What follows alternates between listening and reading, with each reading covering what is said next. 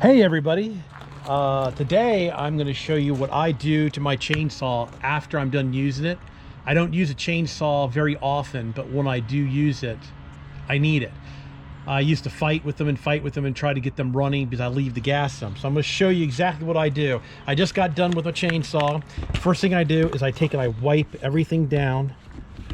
Try to get as much sawdust off it as I can, especially around the gas tank right here. And after I wipe it down, I go ahead and I take the gas cap off and I bring it over to my premix can. And since this is all nice and clean and wiped off, I just go ahead and drain the gas back into the tank. So then after I do that, the next thing I do is, you can see that the primer bulb still has gas in it. So now I'm going to pump the primer bulb and try to get as much gas out of the primer bulb as possible and pumped back into the tank.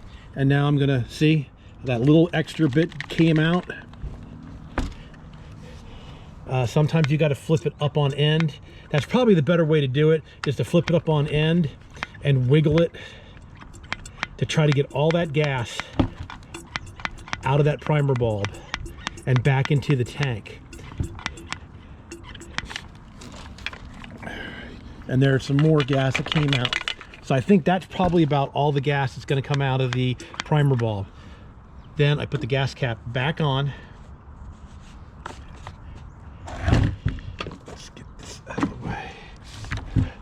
Go ahead and turn the saw on, pull the choke, and go ahead and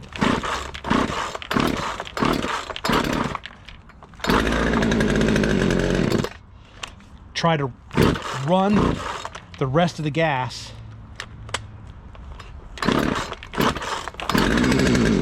out of the carburetor that you can, so it'll be ready for next time.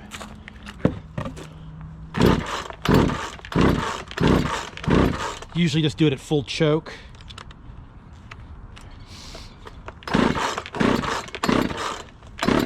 Okay, I think that's about it. I leave the chokes on, cut the machine, well actually you can't on this one.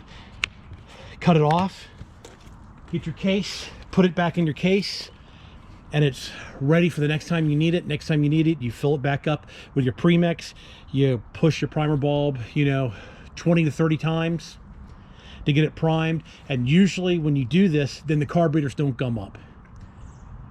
I do this on my weed eaters, on my trimmers, anything that has a two-stroke engine.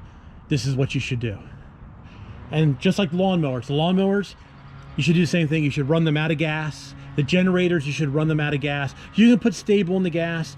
The problem that is with that is especially with generators, I haven't used my generator in 8 years. So stable does not keep the gas good for 8 years. Better to run them dry and have gas on hand when you need to use them.